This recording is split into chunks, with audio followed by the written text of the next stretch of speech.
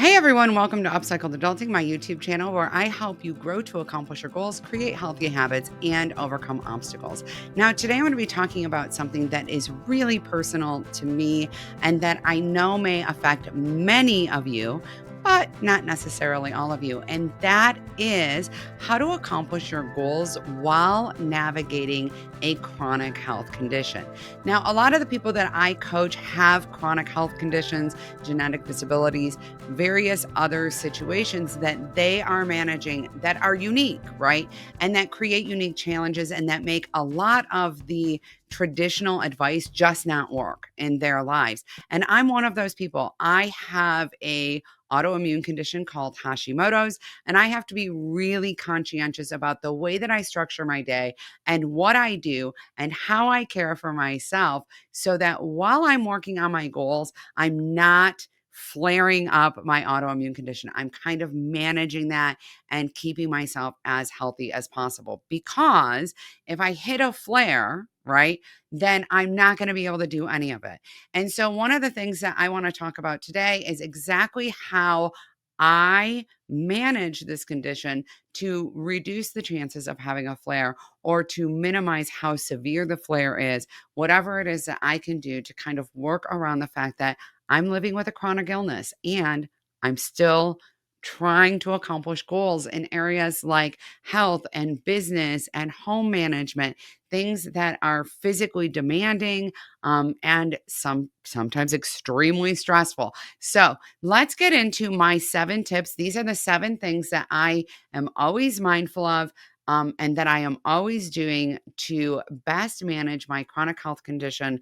I teach these to other people and they work really well. They can take a little time to get used to, but I'm telling you, they make all the difference in the world.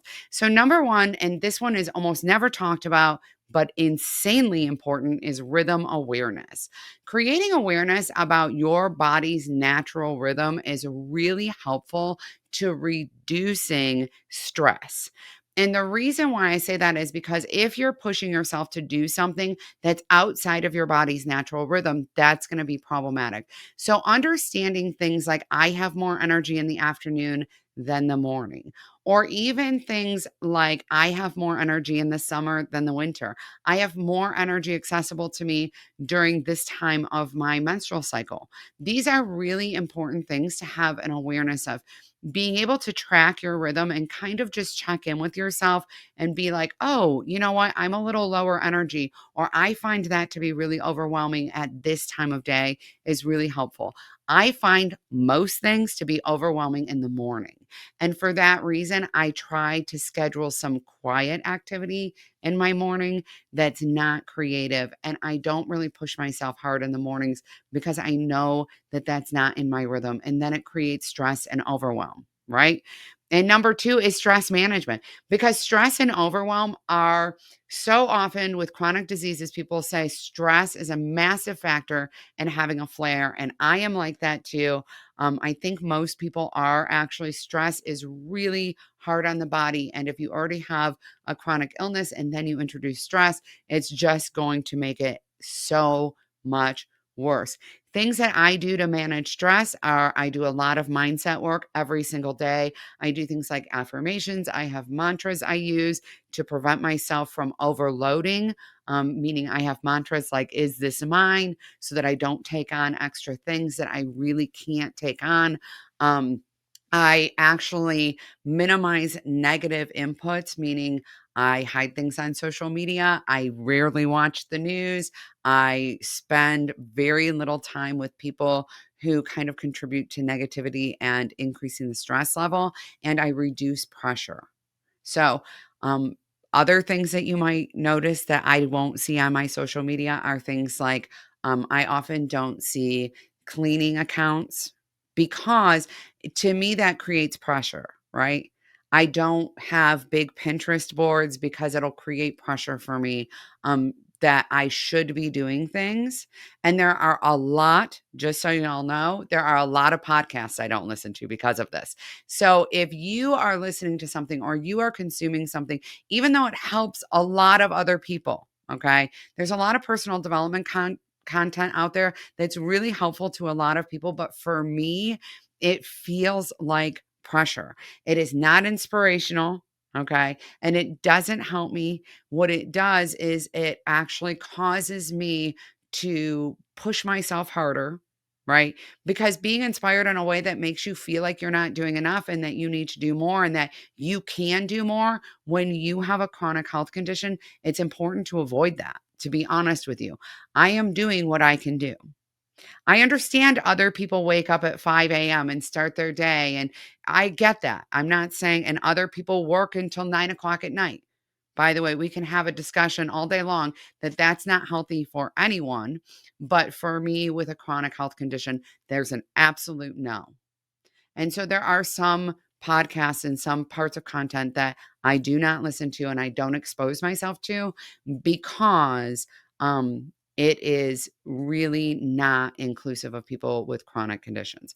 In addition, I would say I have eliminated exposure to content that says things like just force yourself to do it, right? I never, and this is no shade to anybody who uses it or to the person, I never ever use the 5, 4, 3, 2, 1 countdown. I don't do any of those things because it's so important for me to check in with my body and say, am I okay to do this? Is this safe for me to do this? And to reduce the stress and pressure that can push me into a space of doing things that aren't healthy and losing touch with my body, right? Being in touch with my body and managing stress is essential. Number 3 is rest. And this is why I get rid of a lot of that productivity content is because rest is so important if you are struggling with chronic disease. You may need to rest throughout the day. You may need to rest because you're in a flare and you need to give yourself some time to rest. Now, I know that some of you right now are like, Cassie, you are telling me to do things that are just not realistic because I do still need to be productive. And I am going to talk about how to be more productive, even though you're resting more, even though you're managing your stress, because most of the ways people approach productivity are actually way off the mark. So once you have an awareness of your rhythm and you lean into your rhythm, you can rest during those times that you don't have the natural mental energy, right? That you're more likely to get overwhelmed, that you're not as creative. And you can schedule to work and be creative during optimal creative windows. Most people are just kind of doing everything throughout the day. And if you actually pair up what needs to get done with your rhythm window, then you can get so much more done in so much less time. This is also, by the way, super helpful for people who are neurodivergent to just create this awareness of like, my attention span is different at this time of day than at this time of day.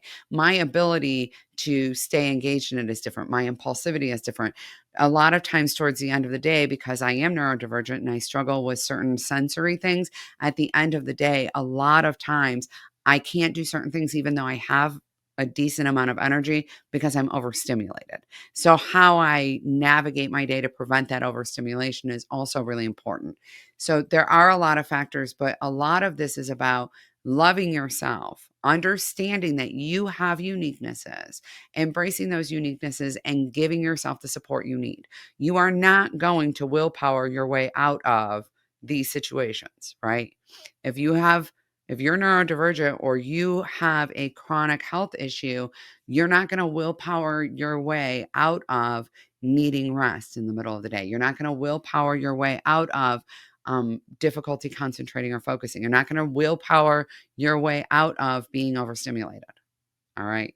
And for those of you who are not neurodivergent, just please understand that a person cannot willpower their way out of that. That's not, nobody's doing that on purpose. All right. Next, number 4 is to eat healthy and hydrate. Okay. Eating healthy for people who have chronic illness or are neurodivergent can be really, really hard. All right. A lot of us forget to eat. A lot of us struggle with having the energy to prepare food. Now, I'm going to tell you that one of the places that we don't often think about designating energy for is food preparation and eating. Eating in and of itself takes energy. So, if you struggle with chronic illness, it's really important to create awareness about how long it takes to prepare food and what you have to eat. It's okay. I don't know who needs to hear this. It is okay to buy pre-made food. It's okay to do a partial pre-made like a HelloFresh. It's okay to buy the salad in the box. It's okay to do that. One of the important things is to remove as many barriers as possible from eating things that are nourishing to your body and that are going to support your health and give you energy. All right. That can mean also avoiding things like sugar and highly processed food as much as possible. Not always possible, as much as possible.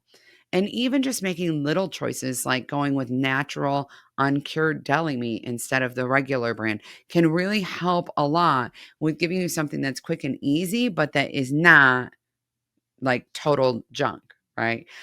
So things that I always keep on hand, by the way, so that you know, I usually have a bag or one of those salad box lettuce things. All right. I always have shrimp cocktail shrimp in my freezer. I'm not kidding. Because when I need protein, like that is a great, very fast protein source. I generally have handheld fruits or vegetables like carrot sticks are those little baby carrots are almost always in my house and things like nut butter because those are just quick ways to get something into your body. I also like to have hard boiled eggs. And when I have energy in an evening, I usually make a big pan of roasted vegetables. I just cut up some vegetables and throw them in the oven all together.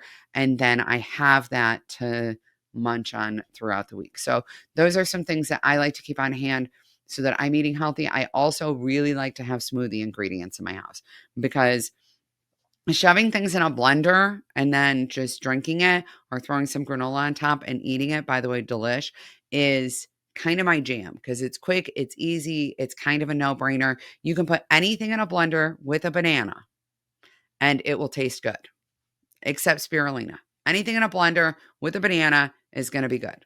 Just putting that out there. I like to just buy bananas and when they start to get like brown, I actually freeze them and I just throw frozen bananas. That way I don't have to deal with remembering to buy bananas. Y'all, for real.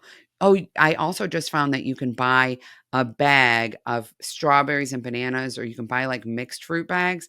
Yeah, get one of those, throw that in there. You can get some frozen spinach if you're like, I could use some green. Throw some frozen spinach in there too. You won't even taste it. I promise you. All right. Next thing I'm going to talk about is be curious and intentional. Number 5 is be curious and intentional. This plays really well into this eating healthy and hydrating and stress management and rhythm awareness and rest. When we can't do things, we tend to be mad at ourselves. When we need to be accommodated, we tend to get frustrated with ourselves. Or when we're not doing something, we tend to lean into this space where we're like, well, I just need to be more self disciplined. I need more willpower. By the way, I have a lot of videos about willpower and self discipline. Go check them out because that's all like scientifically debunked. None of that actually works. But we get really hard on ourselves and we act like we're being lazy. If you have a chronic illness or you're neurodiverse, okay, some of y'all need to hear this. You are not being lazy. You are not being lazy. You need to honor your body. And by the way, I have to tell you that this is something everyone needs to do. You cannot not do it. That's the issue. So being curious about what's going on for you or being curious about how long does that take? Being neurodiverse and struggling with executive function and having an autoimmune condition really collided in the space where I have difficulty with time blindness. So I kept scheduling things and I was like, what I have on my schedule is only going to take 3 hours. So I have lots of time to rest. I have lots of time for breaks. And the things I had on my schedule were like 15 hours worth of stuff to do because I had literally no idea how long things took to do. One of the things that can be really, really helpful in creating a rhythm or a system that works for you is to get curious and really intentional about what's going on with your time. How long do things take? How much time do you need for certain things? Right. And just understanding that can make all the difference in the world. So, just like the healthy eating, understanding it's going to take me an hour and a half to eat today. By the way, just so we're clear, an hour and a half is a very small amount of time to spend in a day eating. If you eat 3 meals, that gives you a half an hour per meal to eat, and that does not even include food prep. So understanding that big chunks of your day are committed to just keeping you breathing, right? You've got at least 8 hours of sleep, at least an hour and a half of eating.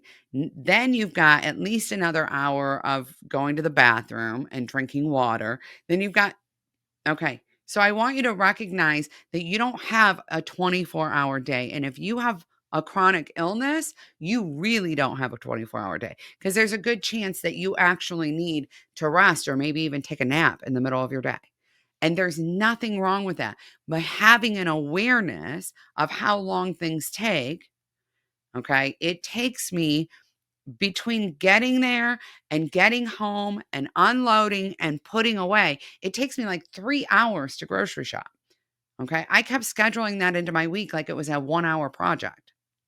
It's not a 1 hour project. And that was actually creating a lot of stress. It was interfering with my rhythm awareness where I'm scheduling it at the right time, but I don't have enough time set aside for it, right? It's preventing me from creating a system that works. And when at the end of the day, I was like, I didn't get anything done. What's wrong with me? And then I realized nothing's wrong with me. Nothing's wrong. I am not properly assessing how much time things take, and I need to give myself more cushion, right? That's all I need. I just need more cushion. So, understanding that it's important to be curious and intentional about where your time is going or what is working or what isn't working rather than being hard on yourself is so important. Number 6 is get support. Um Okay, number 6 is really hard for me. I struggle a lot. I've always been fiercely independent. I all the if you ever watch TikTok videos and you're like, they tell you why people are fiercely dependent, all of them are why I'm fiercely independent. So it's hard for me to ask for help. It's hard for me to get support. I don't feel like I necessarily have an innate support system. I have had really bad experiences asking for help or asking for support. I have found that getting support is really essential and that if asking for support is going to result in the demise of a relationship, which has actually happened in my life, then that relationship really needs to end. I just really don't have space for that, to be honest. It's okay to ask for support. It's okay to hire support. It's okay to say, I'm really great at this. This I struggle with, right? Or to say, I don't have the energy to do this thing. There is definitely a space of letting it go. For anybody out there who has any of these things going on and you're trying to do things, I was on Facebook the other day in a mom's group and they were talking about washing drapes and floor to ceiling washing walls. And it was a working moms group. And they were like, I don't know how you're doing it. We're not doing it. Stop washing your drapes. Stop floor to ceiling washing your walls. Stop. Okay. It's not more important that your house is spotlessly clean than that you are healthy. All right. So, really getting clear about what needs to be done. And in the spaces where something needs to be done, getting support is really important. And so, that could be something like what I mentioned in the eating healthy tip, where I said, what if you subscribe to HelloFresh? Or to, and by the way, I have no promo code for HelloFresh. I don't have HelloFresh, but one of my kids does, and they love it. So, at any rate, getting help like that, doing things like working with your partner for them to show up better in your home to support you, right? Um, for example, my partner does all the laundry in our house, cooks a couple times a week. Your partner can show up, all right? Getting some kind of work within your family or within your community, setting up carpools with other people, things like that. They can make a huge, huge difference. And so can hiring out. Some of y'all, I know, could, but are not currently hiring somebody to come and do housekeeping, are not currently hiring somebody to be a mother's helper to keep an eye on the kids so that you can get some rest. I know that sometimes it's not affordable, and I understand that, but there are a lot of people who can afford it and who are not doing it because they feel like it's a luxury or they feel like it's not something that they should spend on. I know that because that was me for many years. Absolutely. My husband and I were having huge fights about this. And he was like, somebody has to be hired because you keep having flares and then you're sick and then you're in bed for a week and it doesn't help. Okay. So you're trying to do all this. Yeah, you do it? Do you do it? Yeah, but then you end up sick from it. Okay. And so we need to really think a lot about that. In addition, getting support from your medical team, having a more extensive medical team potentially, considering hiring or talking to specialists who may be able to support you more with alternative treatments or supplements or whatever. Those things really matter when everyone needs a support system. Okay, everyone needs a support system. When you have a chronic illness, you must have a support system. Okay. I've got a lot of content here about how to create a support system. Please go watch those videos if you haven't watched them yet. And number 7 is lean into your own strengths. Understand what your strengths are and lean into those. Okay. Um, a lot of times, the things where we struggle, we can actually counterbalance with things that we're really strong in, right? I'm really good at this thing, and I can use this thing to either avoid or make this other thing easier. That is really helpful. All right. I am really good at this is just an example. I'm actually really good at keeping my house tidy. I find it really stressful when my house is cluttered, right? Very stressful when my house is cluttered. Because I'm good at keeping my house tidy, it makes it a lot easier to address any kind of cleaning situation that needs to go on. Okay. Like if somebody comes to my house and then they call me 2 days later and they're like, "Oh my gosh, I'm really sick and I think I was at your house when and contagious." It's easy for me to actually clean whatever is involved, right? Because of that. My husband, my has he is amazing at creating routines and habits. Like he can just be like wake up one day and go, "I'm going to create this habit," and boom, he has a habit. All right. He's really like that. It's so weird to me, y'all. But because he's so great at creating habits, it's really easy for him to make change. Combined, because he's so good at making habits, I can say to him, I need help with blank. And just like that, he can make it a habit in his life and I don't have to worry about it. So, really understanding what your strengths are and what the strengths are of the people in your home and in your support system is so, so helpful. If you are a person who is like, I have zero temptation to shop, I don't collect things, I don't like to buy things, okay? That is a strength. That's going to help you manage your home a lot easier. All right. If you are a person who really enjoys cooking and finds it very easy, that's a strength. It's going to be a lot easier for you if you start out to batch cook or do something like that. So, really being aware of these are the things that I'm really good at. One of the things that I found is really helpful is that we don't think of is soft skills. I'm actually a very quick learner. I learn things really fast. So when I need to set out to do something new, as long as I limit my research time, because I love doing it and I'll do it for months, as long as I limit it, I know that I can learn what I need to learn quickly enough to actually close that window so that the project itself, which is going to take me more time, is actually shortened as a whole, right? For example, I had a marketing manager for a long time who was like, I've never seen somebody be able to do what you can do.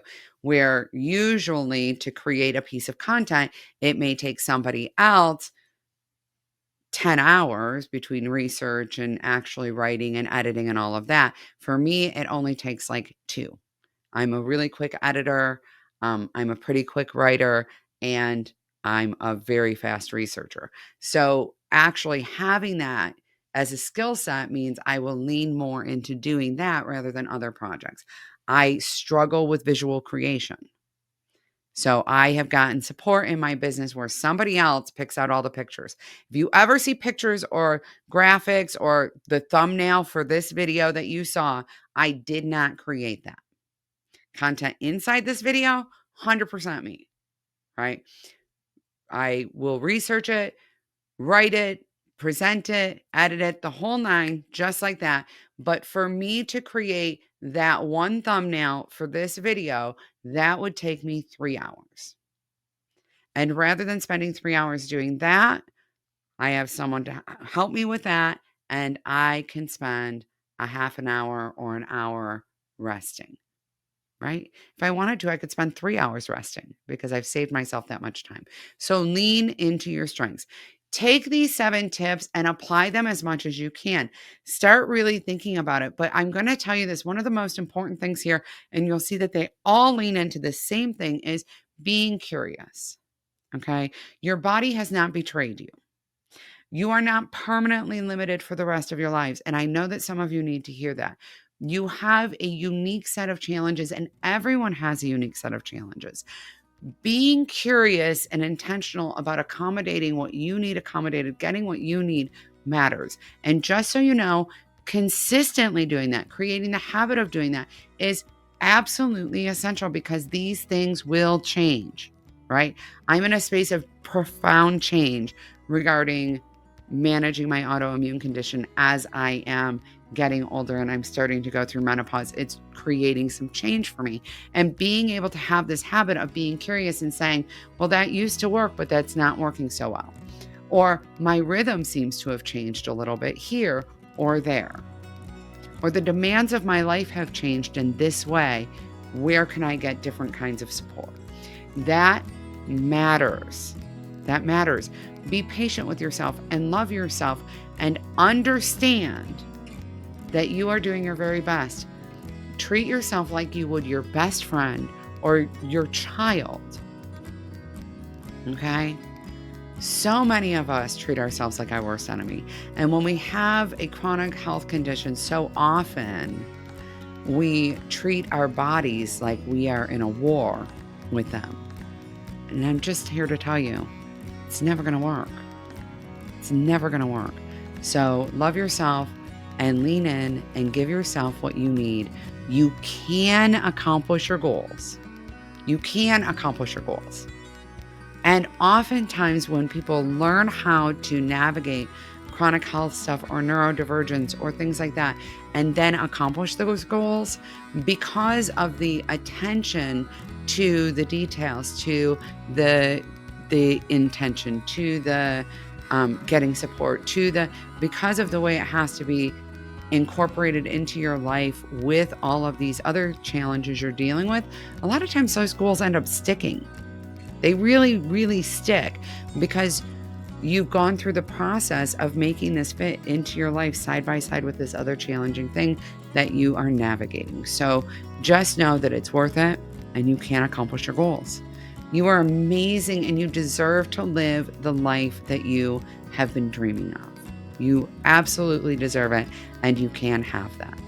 Remember to subscribe so that you don't miss a single thing. And let me know in the comments if you have tried any of these and they've worked for you or how they've worked for you, or if you've tried something different that's really helped that you want to share with me and with this audience, because we can all lean in and learn from each other. All right. Bye now.